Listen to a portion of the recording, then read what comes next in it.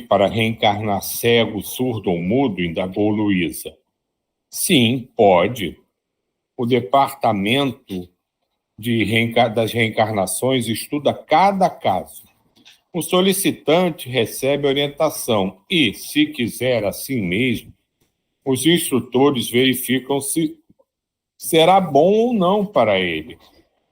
Só depois de feito um estudo favorável é que ele pode reencarnar com deficiência, porque a maioria das deficiências são as que criamos em nós mesmos pelos nossos erros.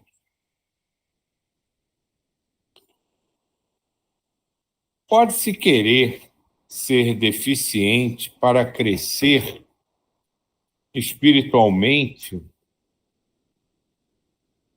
progredir? Ivo indagou. Sim, às vezes o espírito que só acha que só assim, deficiente na matéria, acordará para o progresso. Mas lembro-os que deficiência é um sofrimento que fará bem só a si mesmo. Progredir pelo trabalho no bem, pela transformação interior, é muito mais meritório. Mas há pessoas que conciliam a deficiência com a transformação interior e se dão muito bem. Normalmente, quando isso acontece, conseguem arrastar muitos com seu exemplo.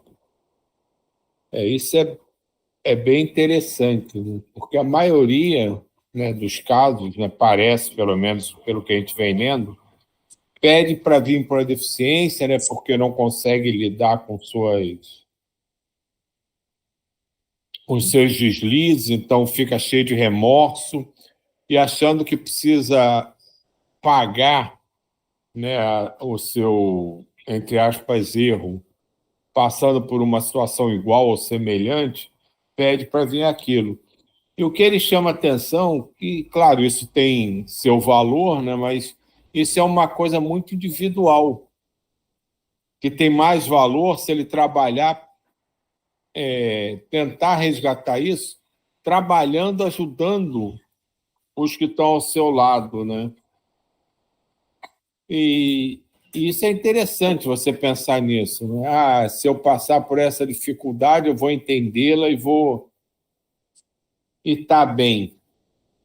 Em parte, sim, você está bem, mas a nossa função não é simplesmente olhar para dentro de si e se modificar. A gente sabe que todo o trabalho que a gente realiza é individual, cada um é dono do seu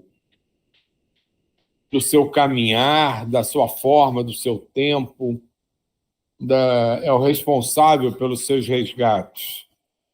Mas esse resgate tem, digamos assim, mais peso para nós, não para o universo, para nós, se a gente conseguir aliar isso com um trabalho no bem, que envolva aqueles que estão ao nosso redor.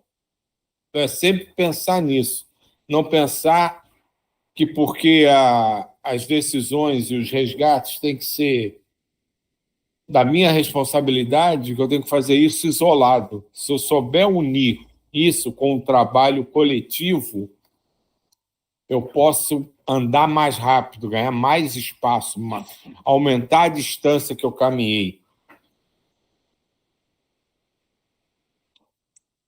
Eu acho assim interessante uma coisa, pelo menos que aconteceu comigo, no sentido, desde o começo, quando eu comecei com a radiação de amor, eu falava muito da dificuldade de entender o amor, esse amor, né, que a gente fala assim, como a gente fala de amor, mas tem gente que mata e diz que por causa do amor, isso de amor, amor. E com o tempo, o amor foi se tornando uma coisa diferente para mim. Não é que eu entenda o amor, não, mas hoje em dia, quando fala nisso daí de resgates, de tudo, eu fico vendo o quanto que a gente ainda tá mesmo que querendo ou não, no olho por olho, dente por dente. Porque quando a gente descobrir que a gente pode resgatar com amor, a gente não vai precisar passar por esse resgate nesse sentido doloroso, né?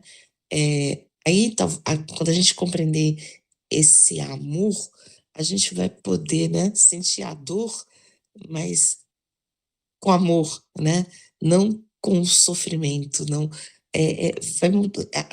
Ainda vejo, né? Claro que ainda estou bem atrasada, ainda dói tudo, ainda sofro tudo, essa coisa toda, mas hoje eu consigo vislumbrar isso, que o amor pode resgatar tudo e não precisa, sabe, de dores homéricas, de, de sofrimentos homéricos. Precisa amar, né? Amar. E, consequentemente, esse amor vai gerar esse olhar para o outro, né? Vai gerar esse crescimento da luz, né? Da gente para o outro também, para tudo, né? É engraçado, né? É uma coisa que muitos de nós já disseram, você também já disse aqui, a maneira como algumas coisas, algumas formas a gente vê, pegando só esse nosso pedacinho de vida que a gente está tendo aqui na Terra agora. Quantas coisas a gente já foi aos poucos modificando a forma de ver, de aceitar até, de entender, né, ao longo das nossas vidas, né? A gente até comentou, né, que quando a gente vai envelhecendo, vai se tornando mais experiente, a gente vai vendo um monte de coisa que a gente via de uma forma quando era mais jovem, que vê que era besteira, aquela rigidez, aquela forma de agir, que é diferente, a gente entende melhor, de uma forma com mais calma, com tranquilidade. Agora, imagina isso se a gente pensar em termos de existência de cada um de nós, do quanto a gente já experimentou, experienciou, vivenciou, quanto a gente já deve ter modificado dentro dos nossos conceitos, da forma de ver, de ouvir, de sentir, de realizar as nossas tarefas.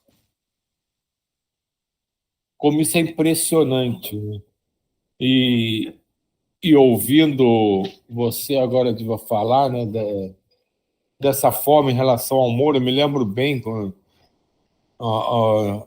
no nosso passado recente, quando você comentava, né, dessa coisa do amor, que você não é que você não sentisse amor, mas você não entendia direito esse amor que estava escrito nos livros, que era falado para a gente, e você mesmo consegue perceber a mudança na sua forma de encarar tudo isso.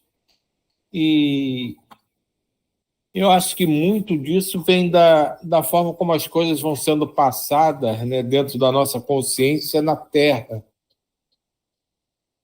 O, o amor aqui, é, vamos pensar em termos de humanidade encarnada, está muito relacionado ao apego. Isso acho que é incontestável, né? E quando a gente começa a entender que esse apego, essa forma de amar, não é amor, é só apego, acho que aí começa um pouco da nossa libertação. Mas isso vai seguindo, né, a gente de muito perto, né, em relação a tudo, a forma quando a gente, conforme a gente vê e entende tudo que vai acontecendo com a gente, com os outros. E se a gente souber trazer isso como aprendizado, a gente vai se sentindo cada vez mais leve. E, e é muito bacana vocês se conscientizando disso. Poxa, hoje eu vejo isso totalmente diferente. E provavelmente, numa próxima encarnação, ou se a gente der sorte ainda nessa, daqui a alguns anos, os conceitos que a gente já modificou e tem hoje poderão estar visivelmente modificados. E é essa constante, contínua e infinita mudança em nós mesmos que vai nos tornando cada vez mais luz, cada vez mais, podemos até dizer, centrados e mais tranquilos. É impressionante quando, por exemplo, eu falo por mim, quanto em relação a muita coisa, eu agora tenho uma paz, uma tranquilidade de passar por elas, de vivenciá-las, que assim, que eu mesmo não sei explicar, mas assim, aquilo que talvez fosse coisas que me irritassem, me deixassem agitado ou até meio raivoso, tem tanta e tanta coisa que agora eu passo, vivencio assim, com tanta tranquilidade que não me afeta, que eu não ligo. E isso é um sinal de crescimento.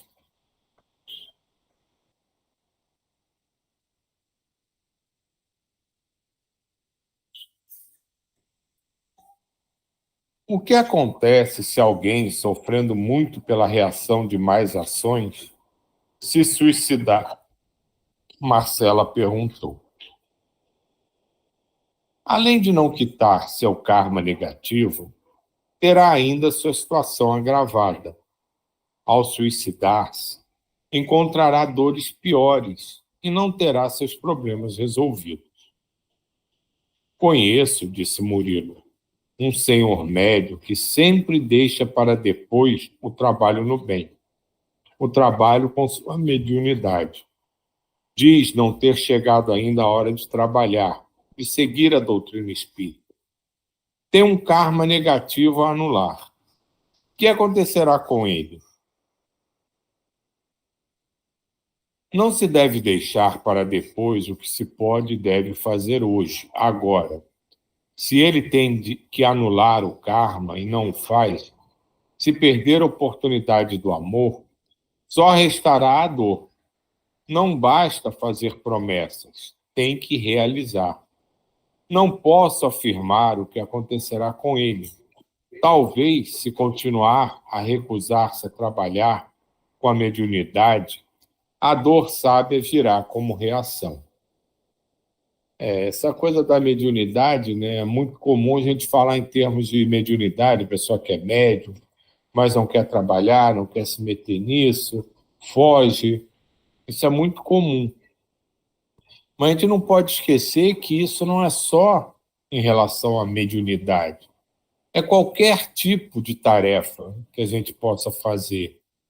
Se a gente tem a oportunidade de participar de seja qual for o serviço, que possa levar bem-estar, paz, harmonia a alguém ou a um grupo de pessoas e simplesmente não faz, a situação é a mesma. A gente tem que estar atento para usar todas as possibilidades que nos são oferecidas para trabalhar. Conseguimos fazer isso? Não. A gente precisa também ser sincero, saber que a gente tem limitações, como a própria Diva está dizendo, que ela já entende um monte de coisa diferente, mas ainda tem as suas dificuldades, ainda enfrenta alguns percalços, como todos nós. Por mais que um de nós tenha experiência, tenha lido, tenha participado de experiências, cada um aqui tem um ponto que caminhou mais do que o outro, um ponto que caminhou menos que o outro, coisas a acertar, coisas que já resolveu.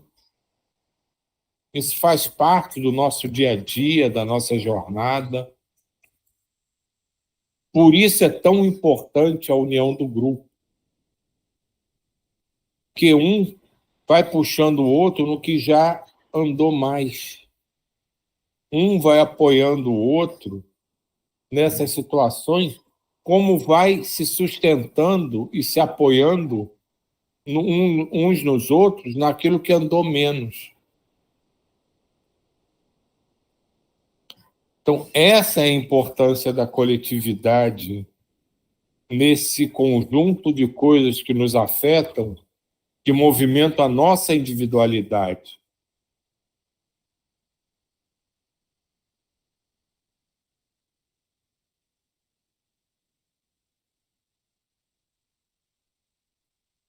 Vimos um deficiente mental que recorda seu passado e seus erros. Os outros não recordam. Por quê? Indaguei. Como vimos, cada caso é um caso. Não se pode taxar nada no plano espiritual como regra geral.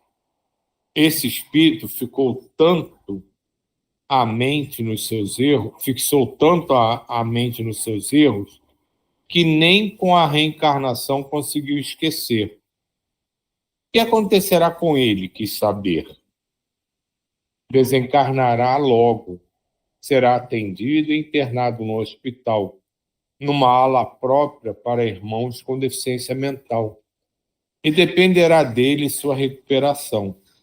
Depois, como acontece sempre com seus irmãos, porém não é regra, novamente, repito, reencarnará outra vez, e aí esquecerá tudo. Ele vive as duas existências? Mauro perguntou. Não. Ele vive o que é hoje, mas sua mente confusa recorda a encarnação passada, agravando mais sua deficiência. Tem no passado a ideia fixa.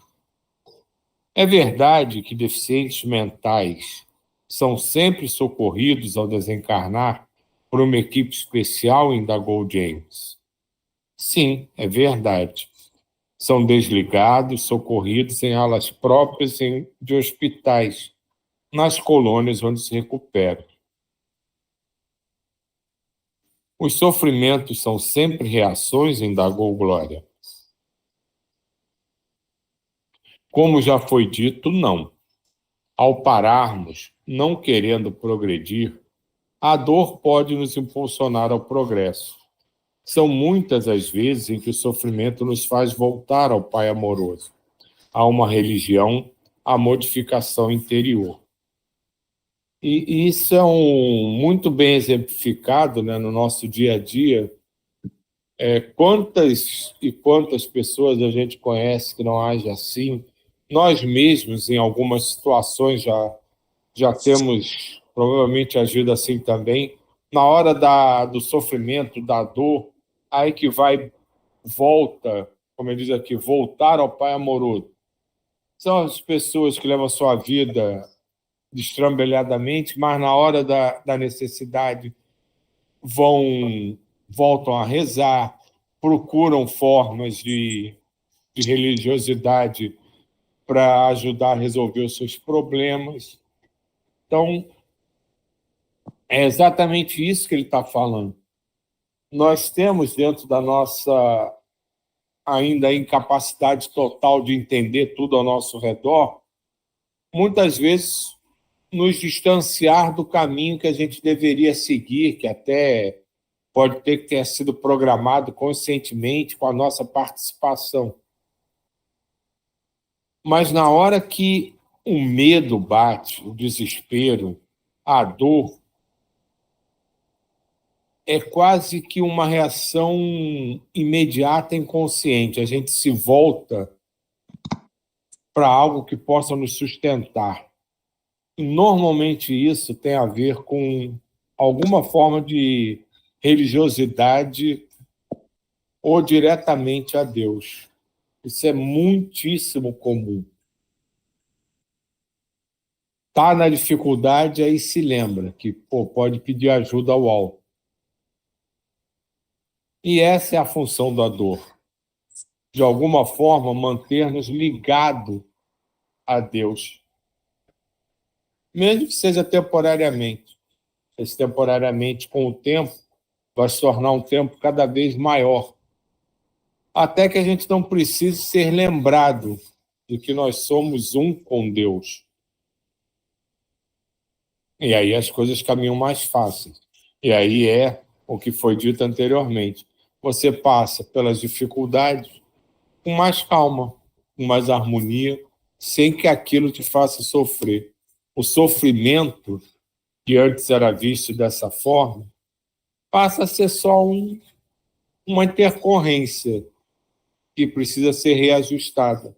Mas você não sofre, não tem dor, não fica triste com aquilo. Entende e segue adiante.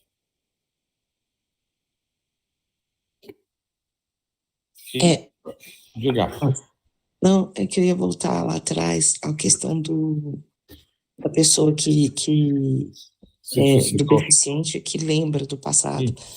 E eu fico imaginando assim, a beleza do esquecimento, né?